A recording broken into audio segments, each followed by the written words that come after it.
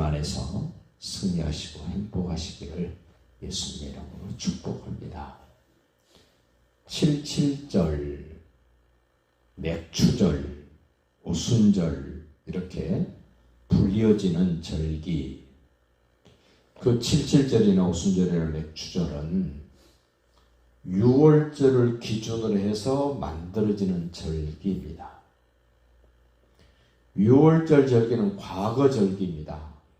이미 이집트에서 나올 때 만들어진 절기, 옛날 절기지만, 과거 절기지만 여전히 현재도 영향을 주는 6월절, 그 6월절을 기준으로 해서 49일이 지나고 그 다음 날 되는 날을 소위 77절, 7일이 7번 지나갔다, 77절. 그날 사도행전 2장에서는 예수님이 6월절 양으로 죽으시고 부활하시고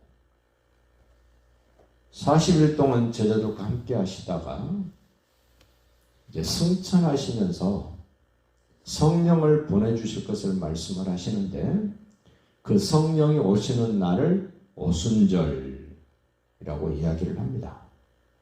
그래서 반드시 77절은 독립된 절기도 되지만 6월절과는 뗄래야 뗄 수 없는 그런 의미가 있는 절기입니다. 오늘 26절 볼까요?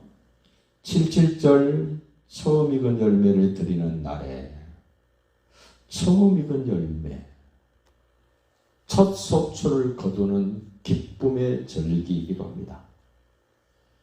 광야를 지날 동안은 계속해서 하나님이 구름기둥이 움직이면, 불기둥이 움직이면 언제나 이동을 해야 됐던 이스라엘 백성들이 가나안 땅에 들어가서 이제는 안정됐습니다. 정착이 됐습니다.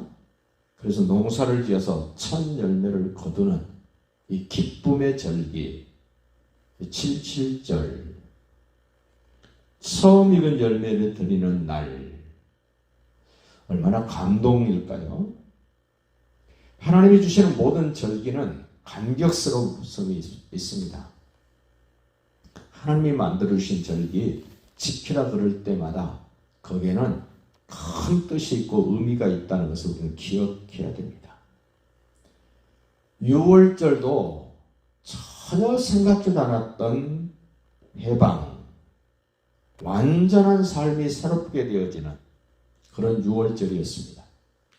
77절도 광야 생활과는 완전히 다른 안정된 정착된 생활이 열매로 거두어지는 77절 처음 익은 열매를 거두는 날, 그들의 생활도 완전히 바뀌었습니다.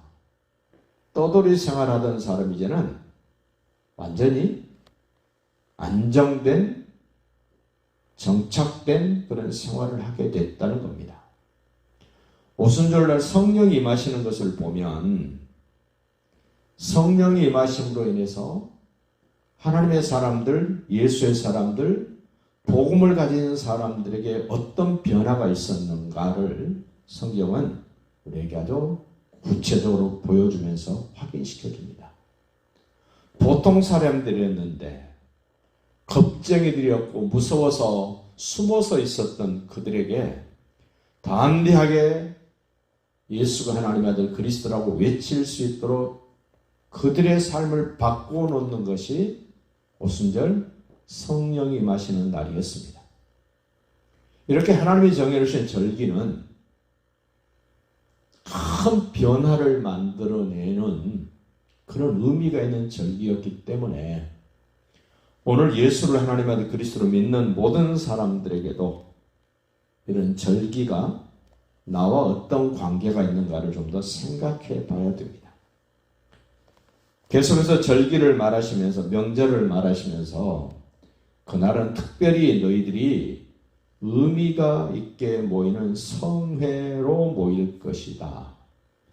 다른 날도 물론 하나님이 주신 날입니다마는 이런 명절, 이런 절기가 돌아올 때는 더더군다나 하나님이 구별된 날로 모이라 그랬기 때문에 우리의 생각이나 우리의 자세, 태도, 마음가짐이나 모든 하는 행동이 하나님께 집중된 그런 의미 있는 날로 보내야 된다는 겁니다. 보십시다. 27절. 수송아지 2마리와 순양 1마리와 1년 된 순양 7마리로 여호와께 향기로운 번제를 드릴 것이며 소제를 드려라, 번제를 드려라, 속죄제를 드려라, 상번제를 드려라, 전제를 드려라. 하루 종일 제사하는 일입니다. 일주일 내내, 아니 8일 동안 계속 제사가 반복되는 날들입니다. 제사가 반복된다는 말은 하나님께 집중하라는 겁니다. 하나님께 집중해라. 내 시간도 하나님께 집중하고, 네가 바치는 제물을 드릴 때도 그 골라야 되잖아요. 자기 집에서 길리온 거 골라야 됩니다. 그리고 제사장에게 데리고 가서 검수도 받아야 됩니다. 안수도 해야 됩니다. 내가 직접 잡기도 해야 됩니다. 보통 일이 아닙니다. 소 1마리 잡는 것, 양 1마리 잡는 것, 심지어는 비둘기 새끼 1마리 잡는 것도 쉬운 일이 아닙니다. 그러한 일을 전문적으로 하는 사람이 아니기 때문에 그렇습니다. 레위기에서 말씀하고 있는 그 제사를 드리는 것, 양을 잡고 염소를 잡고 소를 잡고 비둘기를 잡아 바치는 그러한 일들이 얼마나 집중해야 되는가를 우리에게 가르쳐 주세요. 염소 1마리 잡아서 번제로 드리는데 우리는 그 염소를 어떻게 잡아야 될지 모릅니다. 제사장이 일러줍니다.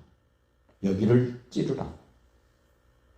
근데 가만히 있는 소나 양이나 염소가 아니기 때문에 제사장이 일러준 데를 잘 찌르지 못합니다. 찔러도 바로 죽지 않습니다. 정확하게 찔렀다 그래도 한 20-30분은 발버둥 치고 있는 그 제물로 바쳐진 짐승들입니다. 한 번 찔러서 되는 것이 아니라 수차례 찔러도 죽지 않습니다.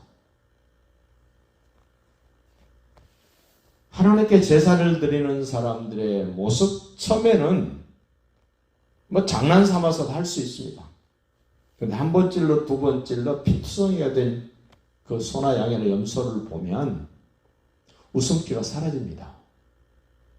처음에는 장난 삼아서 하던 사람들도 나중에는 심각해집니다. 우리는 제사보다 더 하나님이 기다리고 계시는 예배를 드리는데 우리의 자세, 우리의 태도, 우리의 마음가짐, 우리의 준비 상태 어떻게 해야 될까? 절기는 8일 동안 계속됩니다. 이번 안식일에서 다음 안식일까지. 하나님이 말씀하신 대로 해야 됩니다. 내 생각이 들어가면 안 됩니다. 하나님의 방법대로 해야 됩니다. 내 방법이 들어가면 안 됩니다. 내가 하고 싶은 대로 하면 안 됩니다. 그게 제사요? 그게 예배입니다.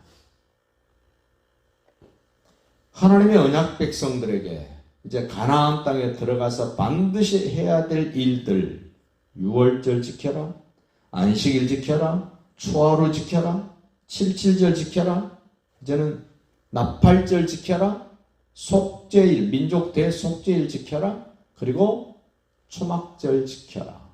절기가 계속 언급되어집니다.